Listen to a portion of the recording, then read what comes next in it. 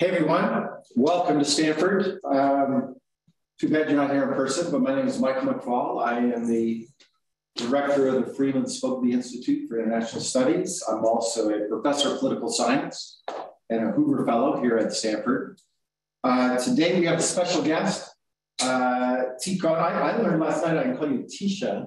I can or not? Okay, Tisha is easier to say than Tikhon, but Dzyadko, who is a Russian journalist, television presenter, media manager. He is the former, but I hope also future editor-in-chief of TVRain, Dozhd, the optimistic channel, as my children learned when I served as ambassador to Russia. That's why they like your station. They like the pink, and they like when it said optimistic channel. That's how they remembered it. But he's had several other jobs, as you're going to learn now. He and his wife were forced to leave Russia when TV Dozhd was closed down. And today we're going to talk about how to win in Putin's propaganda war, and maybe we'll hear about something about the future of TVRain in the conversation as well. So Tikhon, welcome to Stanford. Thank you. First of all, thank you so much, Mr. McFall, for having me here. Thank you for this opportunity. I understand that this topic sounds pretty ambitious, and I think I don't have a simple or direct answer to this question, how to win in Putin's propaganda war, and I don't have a simple recipe which could be cooked in a few days. But I think there are several directions on which we should work, and I would like to share my thoughts on it, because that's exactly what I'm thinking about these last weeks.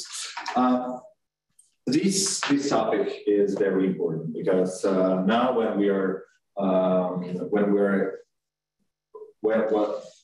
looking at this terrible and horrible war in Ukraine, we understand that at the same time there is another war, the war in information, and the war in Ukraine is absolutely connected with the war in information. And until the war in information is not won by us, and by us I mean people who are against the actual war. So until this war is won, it is impossible to win the war in Ukraine. And of course, Russian authorities, they understand this really well. That's why the page of modern Russian history called Russian independent media has been turned over these last weeks, because the Russian government perfectly understands two things. The first thing is that those who control the media control the power. Vladimir Putin, he was a product of media. In 1996, he saw how Yeltsin was re-elected for the second time because of the media, and he perfectly understands that. Again, that the idea of those who control the media control the power is correct. That's why one of the first things he did when he became a president, he started to take under control television in Russia. The second thing is that when you are doing some terrible things, when you are committing war crimes or crimes against the humanity, of course you don't need independent media, because independent media would report on it, and you would face some troubles. That's why right after the war started, the situation with independent media started to change very fast. Of course, it has never been easy for independent media in Russia, and over these 23 years of Vladimir Putin's presidency, the situation was becoming worse and worse. But after the beginning of the war, the situation changed completely. And in 2 or 3 weeks, all independent media in Russia were blocked. The independent journalists were forced to leave the country. I can explain this on the case of TVRain of Dost. These 2.5 years when I had been the editor-in-chief of Dost, the audience of Dost was growing, which means that a lot of people were eager to get independent information, and since they were eager to get independent information, this means that they were not supporting Putin and the Kremlin, and our audience increased these first days of war every day. We only on YouTube, I'm not mentioning other platforms, we had 25 million views and more than 20 million unique viewers, which means that all these people, they were against the war, because if they were not against the war, they would choose another sources of information. Of course, for the government, it was not okay. And so when the war started, I realized that it was the beginning of the end of TVRain. First, I got a call in 2 or 3 hours after the beginning of the war. I got a call from Roskomnadzor. It's the regulator of Russian media, or Russian Ministry of Censorship, you name it.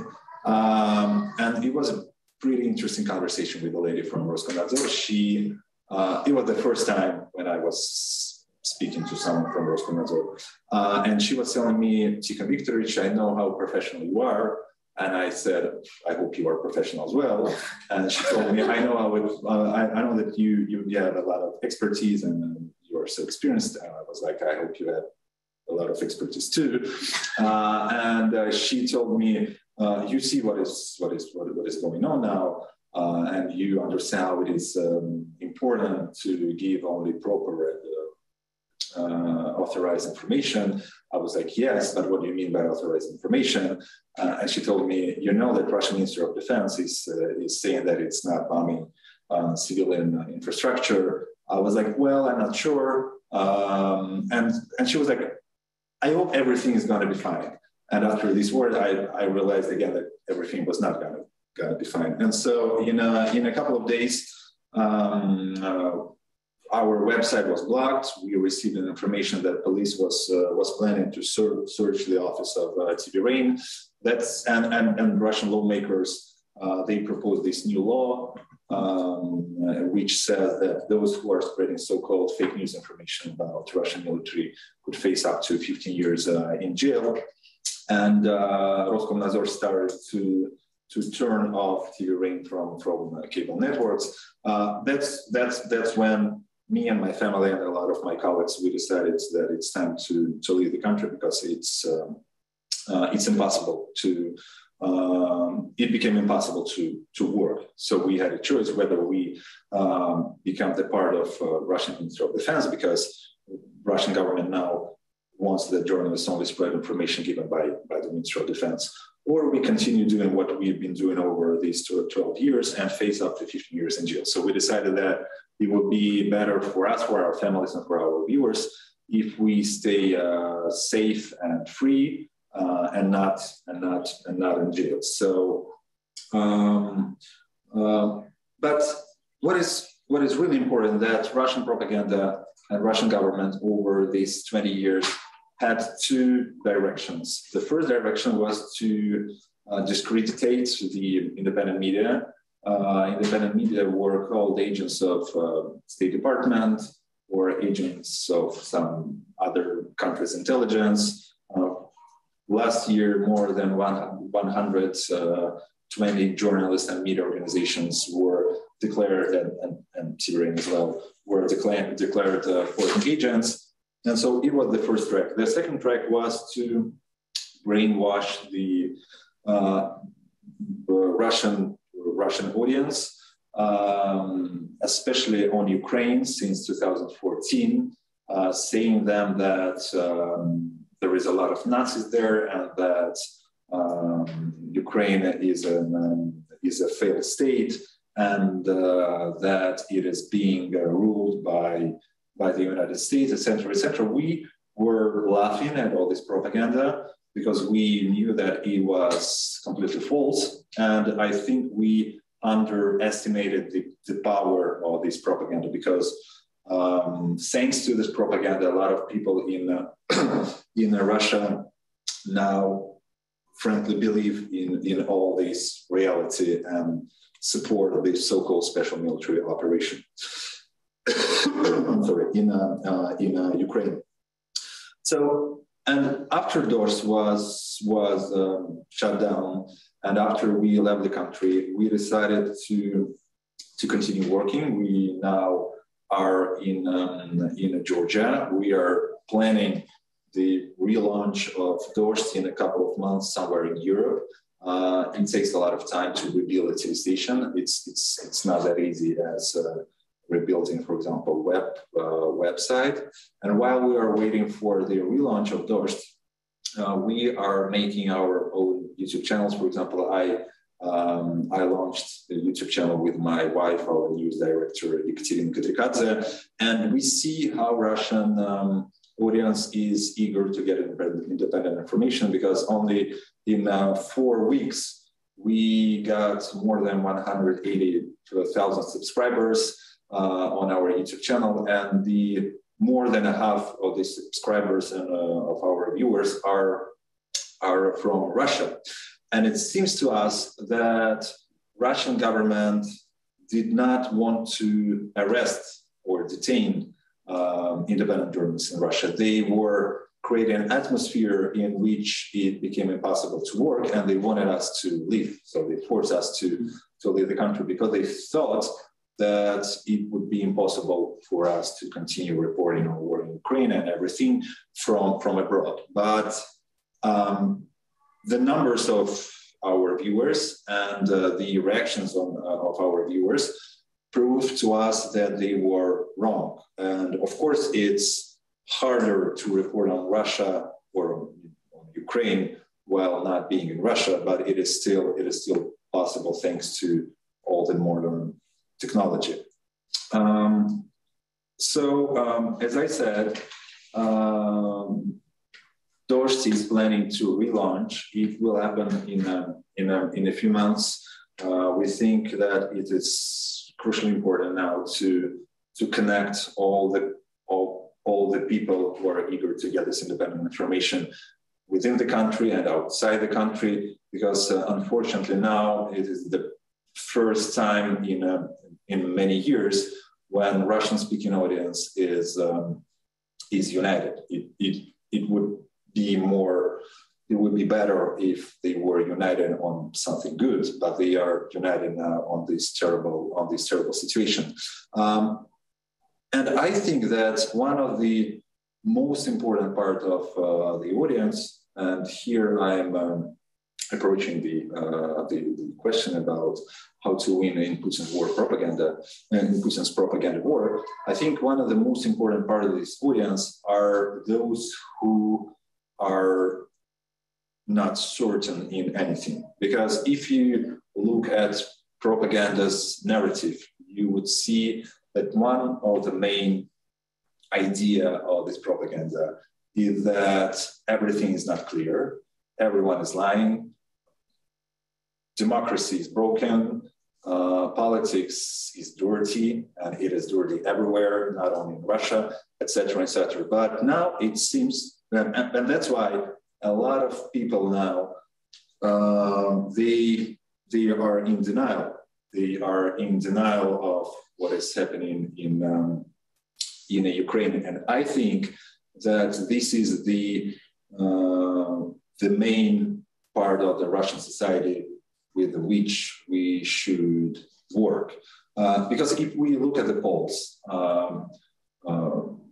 spread by the Russian government, we see that 83% of Russian population support the war, and we understand that these polls could not be trusted. And we understand that polls in an authoritarian state could not be trusted at all. But at the same time, we understand that there are at least 3 groups of people in Russia: those who are against the war, but they are afraid of saying anything; those who support the war because they are brainwashed by propaganda, or because they truly believe in the idea of gathering all the post-Soviet countries together; But also there is a huge part of the population which is in denial, because if they admit that Russia is not having special military operation, but is having the war, and that Russia is committing war crimes, it will change their picture of the reality. And as I said, I think this part of the population is the main for us. It is very important to us to tell to these people that, despite the fact that propaganda is saying that everything is unclear, everything is clear. White is white. Russia is, sadly to me, is aggressor here, and Russia is the villain. Ukraine is the victim. War crimes in Bucha were committed by Russian soldiers and not by some, I don't know, Martians who came from the space, etc., etc. And so, in order to get this audience, in order to win this audience, and in order to at least try to win in Putin's propaganda war, I think we have to take at least 4 steps. The first step is for us, the journalists, we have to work more and more. We have to be patient in our work, because it is very hard and it's very difficult to talk to the people who are watching Russian propaganda, and it's very hard to explain over and over again that white is still white, black is still black, grass is still green, and sky are still blue. The second thing is not the second step. It is not to us, but it is to the West and to all the people who are not living in Russia. And I would say that it is not to help Russian propaganda, because one of the main narrative of the Russian propaganda now is that there is a war against all the Russians, that there is a war against Russia, that there is a huge Russophobia abroad, and this is because the world doesn't want Russia to be strong enough.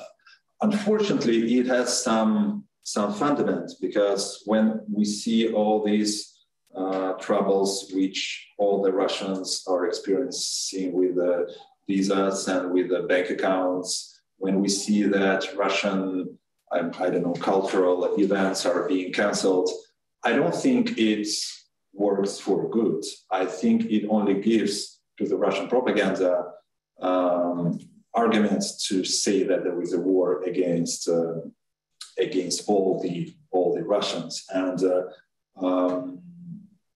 I understand the idea of the sanctions, but sanctions should not make this situation worse than it is. And when normal Russians, ordinary Russians, are suffering from the sanctions, it only help Russian propaganda. It only help Kremlin to take these people on its side. The second step is to be cooperative in all possible ways. For US or European officials, it means to be open for the interviews, be open to explain the position of the US or European Union on this conflict, and on Russia, and on everything, and to admit that Russia, for better or not, it is a big deal now, and it is impossible not to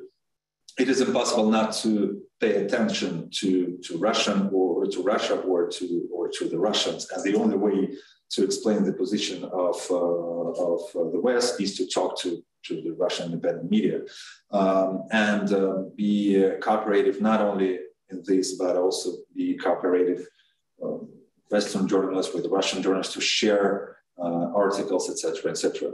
And the third thing is the fourth step is addressed to big tech companies. We, for example, now while we are relaunching Doors, we understand that we have two major problems, which we will face. The first problem is how to get information from Russia, and the second is how to deliver information into Russia, while Russia is becoming more isolated, and almost all the social media sites are blocked. YouTube is not blocked yet, and apparently it will be. Telegram is not blocked yet, and apparently it will be. So I think since Dost is optimistic channel, and I'm being optimistic or maybe naive, I'm absolutely sure that technologies are always one step ahead of the repressions and of the restrictions. So I think it is a very important step from the big tech companies to find out how to break this new Iron Curtain, not Iron Curtain as it used to be at Soviet Union times, because now it will be, and it is, a digital Iron Curtain. And I think we all, I mean, independent Russian journalists, we now need help from big tech companies here in the West, because they I'm sure know how to break this digital Iron Curtain. I think these 3 or 4 will step to us. These 3 steps will help a lot in fighting Putin's propaganda war. Of course, there is and there should be some other steps and some other recipes. But if we start with these 3 simple actions, I think it will have a lot of impact. So I will stop here, and I will be happy to answer the question.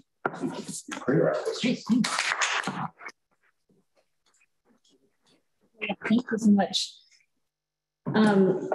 Thank you everyone for being here. Thank you for that really wonderful talk. We're happy to just take questions from around the room if anyone has any. I'd love to start by just noting that President Obama was here last week, 2 weeks ago, talking about the problem of disinformation, which in a lot of liberal democracies has become a growing problem in similar ways to the information problems that you outlined. So you said that tech can be useful in trying to help get information across borders, and that was the promise of technology early in the internet age. How do you, as a journalist, use social media to get information from difficult places like war zones? How do you use it to transmit information? And how do you use it to make sure you can combat disinformation? Well, I think that social media are very good thing and at the same time very bad thing. Just like Obama. He said the same thing. Because as we all perfectly know, it's very easy to manipulate information with the social media. Because before, in order to get information about something, we had to send a reporter there. He will take pictures or a video. He will call to the office, and that's how we would get information. Now we will get information with the social media in a minute, because someone will use its smartphone, iPhone, will take a picture, will post it on Twitter, and it will go viral, and that's how we would get this information. But at the same time, this could be fake, and unfortunately, a lot of journalists these days, they are not trying to prove the information from the social media. But at the same time, of course, social media are the best thing now, because it is a way to reach even those who are not interested in the news, because they are using social media to, I don't know, to talk to the classmates and to get recipes for the dinner, or they're using YouTube to watch Peppa Pig with the kids, or to watch videos how to turn on the I don't know, the microwave, and that's how they at the same time could get the videos about politics, about the war in Ukraine, for example, or about something else. But the problem with social media is that social media has its own censorship, and it has censorship which is based on algorithms, and these algorithms are not always absolutely clear. The second thing with this censorship is that sometimes social media are becoming Roskomnadzor.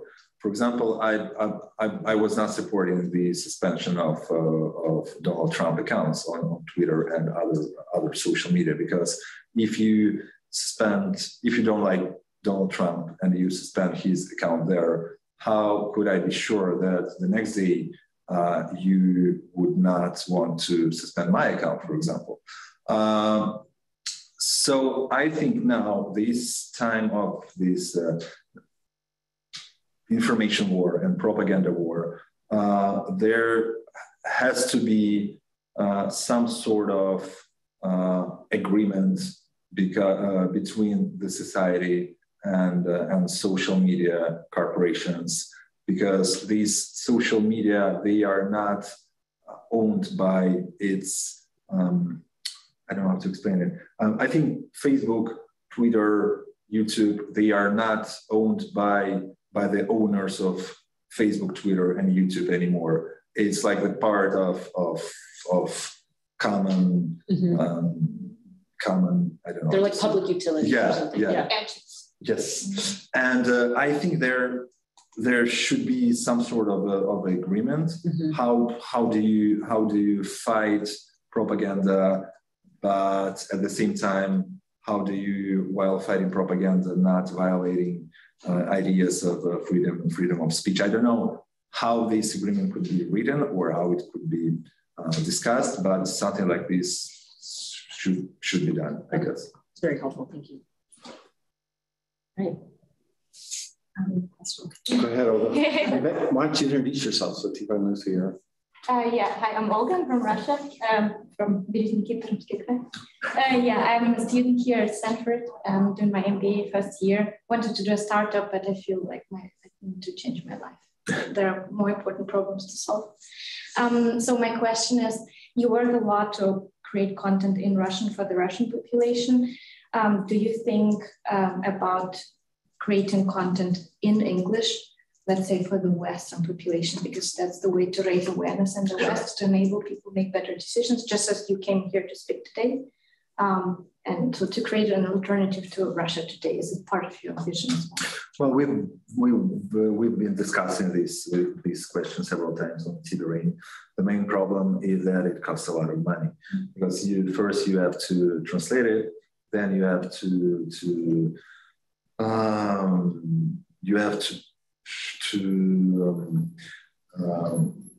don't know how to explain it. You have to edit all the videos with English subtitles or English translation. So it's just a matter of the money. That's it. When we were in Russia, TVRain, we always experienced problem with the money because we were cut off advertising market, etc., etc. So we make translations sometimes. For example, now we made this interview with the president of Ukraine, Vladimir Zelensky, and we translated it in English, in Spanish, and in some other languages. But on the everyday basis, I think it will take some time because it depends on the money. Go ahead. I wanted to, this is an excellent plan, Tikhon. The sort of a problem I have with it, and what do you think about the moral damage? I think that the power of Navalny, for instance, is that he's the Russian politician, so he's in Russia, right? And when I interact with my colleagues, for instance, well, the West still is felt often with some sort of a skepticism. So, and some people they still asking, for instance, oh, why I go to Stanford, oh, why did you do a PhD abroad, and so on. So this for the first, first way how it manifests. The second way how it can manifest is that people can say something like, well, we share your ideas, but you have options. you have options, like, you know, you can go abroad, you can go back, like, you know, you have some networks like inside Russia who can save you. We don't have options. So we don't have choice to act. And then in this sense, this plan, like if you are abroad, right, then aren't we losing on this moral dimension, which seems to be a super important in Russian society, and how we could address this moral dimension? Because Navalny did very simple thing. He went back, he went to jail, and he won a lot in terms of the moral power. Yeah, like, you know, it's a certain, like, you know, I don't know, the limbo that we have here. No, I perfectly understand what you mean, but I think this idea is, with all due respect, I think it's false.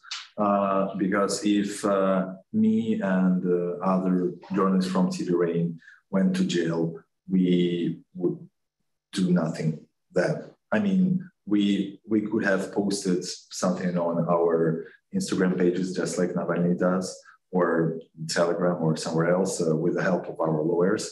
But that's it. So it's the question of the choice. What do you want? Like we say in Russia, shashечки или right? So we how do you translate that? I don't know.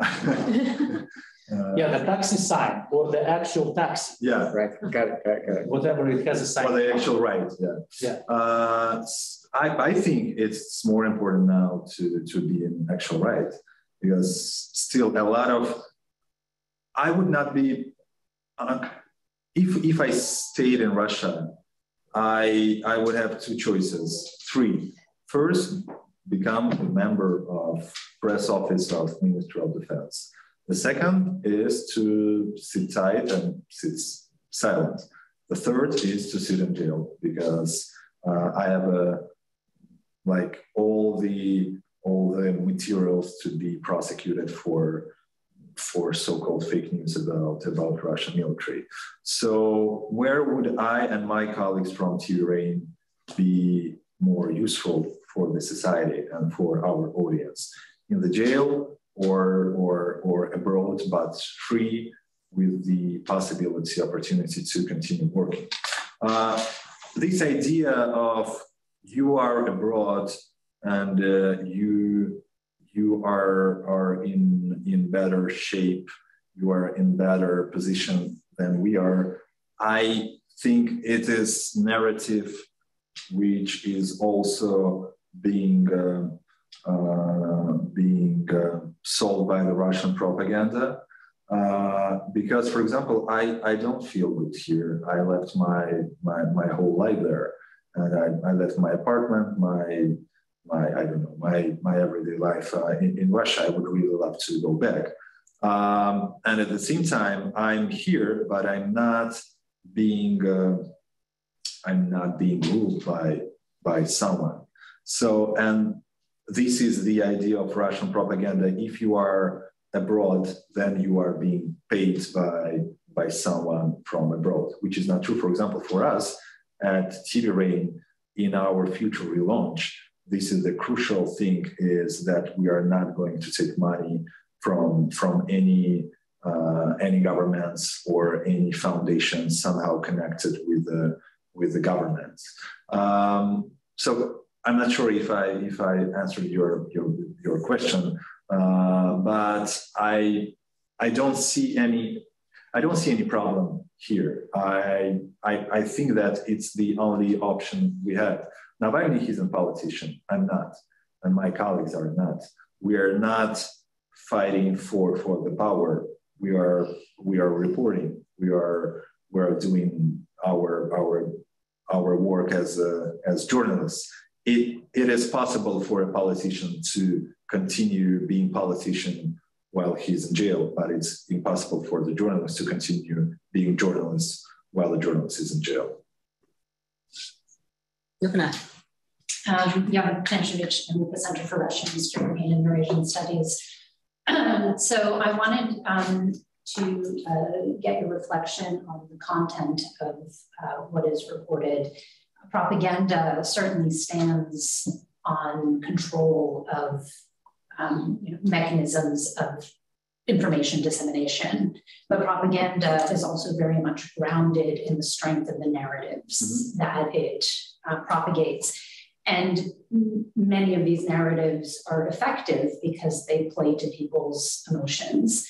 And so what do you think is the most effective approach to counter some of these narratives that are so historically based and in some sense so ingrained and associated with what the society perceives to be its values?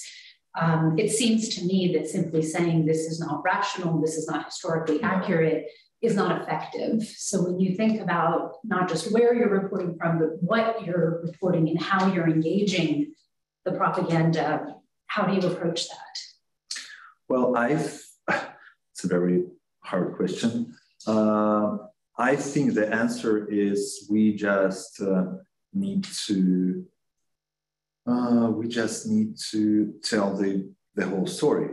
I mean, if you look at the propaganda, you would see that one of the main part of the narrative of Russian propaganda and of Russian government is the victory in the Second World War, Great Patriotic War. And sometimes it's even ridiculous. For example, there is this famous story when the coach of Russian soccer national team, he was not getting his salary, and journalists asked the Ministry of Sport why the coach is not getting his salary, and the answer was that it is offending to ask such question in the year of anniversary of the great victory in Great Patriotic War. So this narrative is being used everywhere, and sometimes it looks like one day Putin will tell everyone that he was the one who put the flag on the Reichstag. I think the only way is to explain that it is impossible to go into the future while using the ideas from using the exploits from the past. The problem with Russia is that Russia does not have its own American dream or Russian dream. We only have our good things from the past. Everything is based on the past and not based on the future. So maybe this is the way to address this problem. I'm not sure if you understand what I mean. We could fight forever about what happened 20 years ago or 100 years ago or 300 years ago. But if we are thinking about our lives and our lives of our children and grandchildren, we should think about our future, about building some sort of future for the country.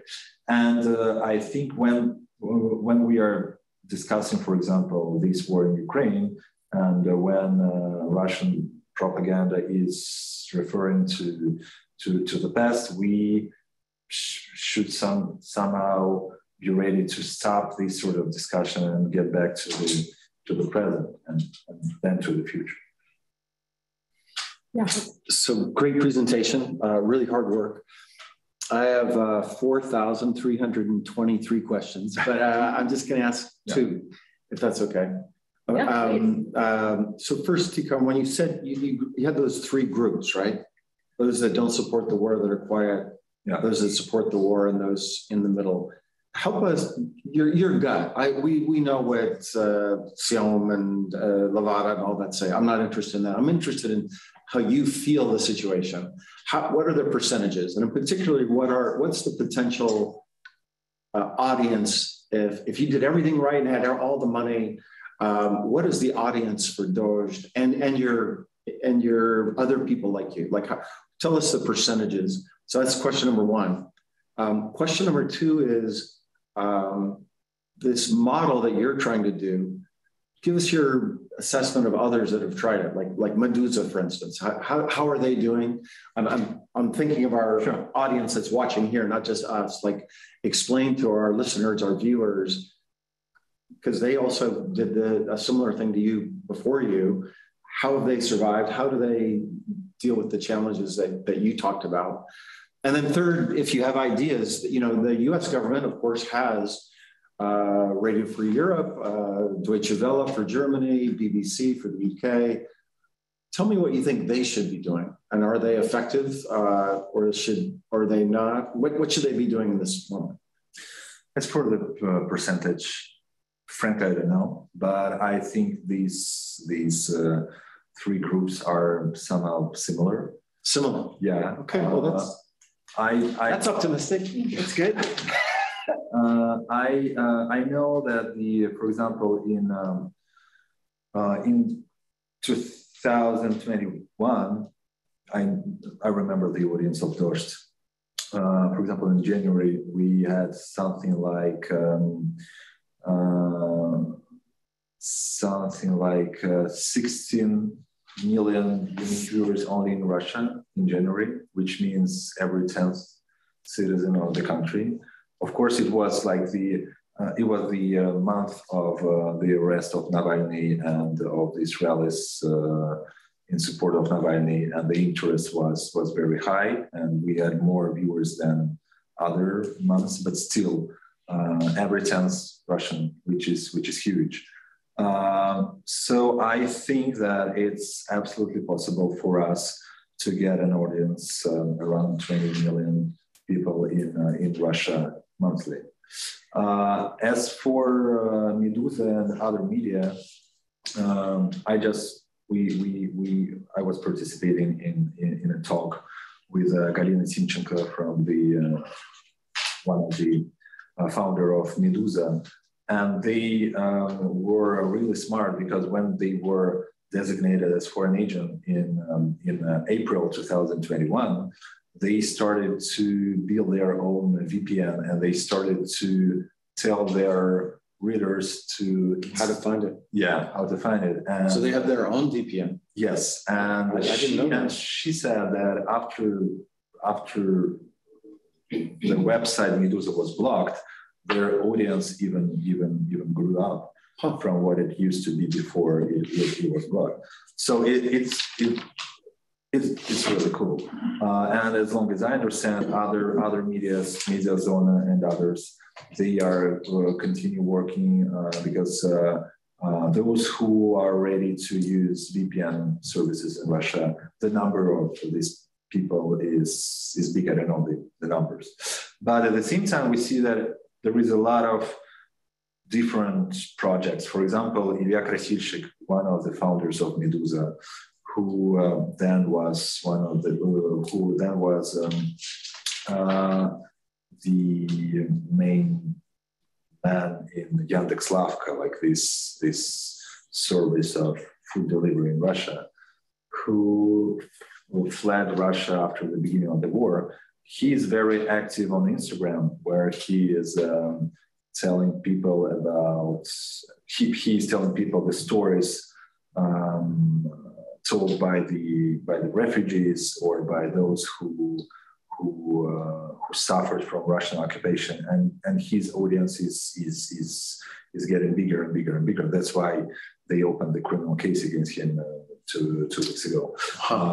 Accusing him of spreading fake news about Russian military. So I think a lot of different media or small media, they are continuing working now. And since on the one hand, Instagram and YouTube are not blocked yet, and since on the other hand, people are using VPN services, these old medias are pretty popular. What was the third? U.S. Western government media, Svoboda, Голос America. I do respect a lot of people who work there. I know them for ages. A lot of my former colleagues from Dost work for Голос America or Radio Svoboda or Current Time. But I always have had I think that state media are not good in all the states. I mean to what you were saying. I mean, of course, if we turn on Первый Канал or Vegeterka in Russia, and when we turn on state-controlled media such as Radio Free Liberty or Voice of America, these are two different worlds. But still, I think that especially in Russia, these medias they are, if I may use this word, discredited. Yeah. And it's just like if, for example, TVRain relaunch and get $1 from the State Department, it will be such a perfect argument for the Russian propaganda, right, to discredit what we are planning to do. Right. And the same thing here, in minds of Russian people, unfortunately, there is this thing which we were discussing now, that if you are there, then you work for them, then you could not be trusted. So that's why I think the audience of Radio Liberty or Naстоящее Время or Voice of America is limited. They have their seller. Yeah. We have a few questions on Zoom that are kind of similar. So on this media question, it's about access within Russia. One of the questions is that according to statistics, 60 to 70% of Russians get their news via television. So cracking the digital iron curtain might be important, but are there other things that you could try to do with broadcast television within Russia? And also if you have an idea of how much internet connectivity there is in Russia, especially in the rural areas versus cities. Yeah, we can start with that. Well, I don't have numbers now, but as long as I understood, the access to the internet in Russia is huge now, if compared to what we had 10 years ago. Now it's completely different. But that's correct that a lot of people are getting information from the TV. But this situation was changing over the years. I mean, the number of those who were getting information from the internet was growing. Those who were getting information from TV was growing. I think that when I'm saying about this help from big tech, it's not only about getting through digital iron curtain on internet. It is also about how could we be broadcasted on Russian I don't know how to say тарелка, on Russian satellites. When like what Elon Musk did for Ukraine. Yeah, Skylink. Yeah, I don't have an answer because I am absolutely zero in technology, but I'm sure that it is possible, just like it used to be in Soviet times when there was an access to Голоса, to the Radio Free Liberty in Soviet Union. It should be possible as well now to get access to, for example, TV stations which are banned in Russia with the help of these big tech companies. If there aren't any more, I have one more question. Yeah. Well, we should talk about this tech piece separately, because I think there's lots of sympathy with tech companies here. They just don't know exactly what to do. Yeah. And they're afraid of their employees in Russia getting arrested. That's the world they live in. That's most certainly true for YouTube and for Meta. Twitter, I don't know about. And Elon Musk, I know the story of how that got set up. It was very sluchina. It was very like some guy just talked to him about it and he said, we should do it. So maybe I don't know. I've met Elon before. I don't know him personally, but somebody should get to him and do the same thing for Russia. But I have another just question about state TV. I don't watch much Russian TV anymore. I used to watch it because it was part of my job to watch TV. But I do know those people, right? I know Solovyov, I know Simonyan, I know lots of those people. And it feels like they've gone kind of crazy in the last few weeks. I mean, seriously crazy. And I have two questions, because you know that group too. So one, do they do they really believe anything they say? And that's kind of not that interesting, but I do wonder sometimes. But the two is that craziness. It's back to your question. It's just another way of asking your question. Is that craziness working inside Russia, or are people having the kind of reaction like I am? Like, I've watched these propagandists for a long time, but now they feel like they've lost touch with reality. Or is it just the opposite? The crazier it gets, the more popular they become. Well, answering your first question, I don't know, because it's hard to get into their heads. I think part of them truly believes in what they are saying. Okay. And for the second part is just some sort of money or something else. For example, if you look at the person whose name is Anton Krasovsky, you would see that over the years he was changing his position 100%. He was liberal, then he was not liberal, then he hated America, then he wanted to get a political asylum here, then he now he's working on RT, and he's Russian patriot. So I think they have each of them has their own explanation. Okay. But I think that one of the common explanation is that now, if you want to survive in this system, you should be more and more crazy. Because the same thing is happening with the members of Russian elites. If you look, for example, at Vyacheslav Volodin, you would see that he's trying to be more Putin than Putin is.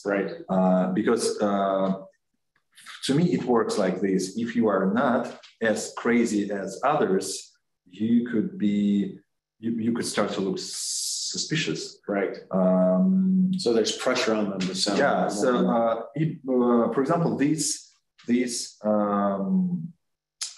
meeting of Council of Security before the recognition of LNR and DNR, it was made this way to show everyone, to show to these 15 people that they are all connected, just like in mafia. If I, President Putin, go down, you will go down with me. And so if you want to stay in power, you should be as crazy as I am. And the same thing works for Russian propaganda. As for the second question, it's hard to answer because I'm not there. But as long as I understand, for a lot of people, it's just like it's like vodka. You know, when you're drunk, and when you are ready to do weird things, you need to drink more. Because if you do not drink, you don't have. If you do not drink more, you will realize that you are drunk. And if you stop in this craziness, you will need to stop and think about what is happening. That everything is completely crazy, But so you just need to go on and go on and go on. And unfortunately, it works for a lot of people. For example, we had a conversation with a family of Katya's son's classmates. They used to be Dorst's audience, and after Dorst was shut down, they started to watch Slaviyov and other stuff. And in a week or two, the vaccine of Dorst disappeared. And they started to say that Zelensky's clown and such things. So I think for a lot of people, it really works. And I think that for a lot of people, they need this craziness to continue. Okay. I had a final question. Oh, go ahead. Yeah, maybe going back to the same a little bit issue and to what Jovan said. So basically, there is no pure research or pure science, but at least here we can discuss. We have a certain black slate, try to discuss objectively certain things. But when you're a practitioner, right? So the question is, do you engage with stereotypes which are already there? And what you said basically, so you're not ready to engage, for instance, with stereotype that if we are abroad, we don't have moral power to speak. But you're ready to engage with that sort of stereotype, which shows that also that if you are financed by State Department, you don't have power to speak, even though this is also a stereotype in some sense. And then my question is, to what extent do you think we just need to tell the story, tell the truth, or we, like as a media specialist, or you need to operate to engage with certain myths, like stereotypes which are on the ground, which such as, for instance, anti-Western sentiment, anti-NATO sentiment, and where is this red line with which to engage and with which not? Because I don't think you just can simply tell the story. You're not never telling the story. You're engaging with something which is already there. My final question was actually similar. Yeah. So if I can just add really quickly, your work is brave and it's inspiring. And the journalists have been on the front lines of sort of the democratic erosion we see happening all around the world. Journalists are often the first to be prosecuted by authoritarian governments, et cetera. So how do you interact with democracy activists or other kinds of people, opposition leaders, dissidents who are targeted by these governments? Do you try to be part of a sort of democracy network, or do you just try to operate independently and then, sort of doing your own journalistic work? Great question. Yeah, well, answering your question, there is a big difference between if you're abroad, the stereotype is that if you are abroad, you don't have a moral power to tell people to act, and we are not asking people to act because we're not politicians. We are just reporting from abroad, so I don't see any problems here. And with the stereotype that if you're financed by the West, you're working for the West, that's the same thing I was saying there. We should not have propaganda. This stereotype exists, and first of all, I truly think that journalists could not be funded by the governments, not by the Russian government or US government or any other government. But I think that with this stereotype, we should not help propaganda. And I think that in the situation like now, there is no red lines. I mean, we should discuss all these stereotypes. We should patiently explain to the people that people in Ukraine, they are not walking on their heads, and they are not eating Russian kids every morning for their breakfast. It's ridiculous, but that's the situation in which we exist now. I think it takes a lot of patience from everyone.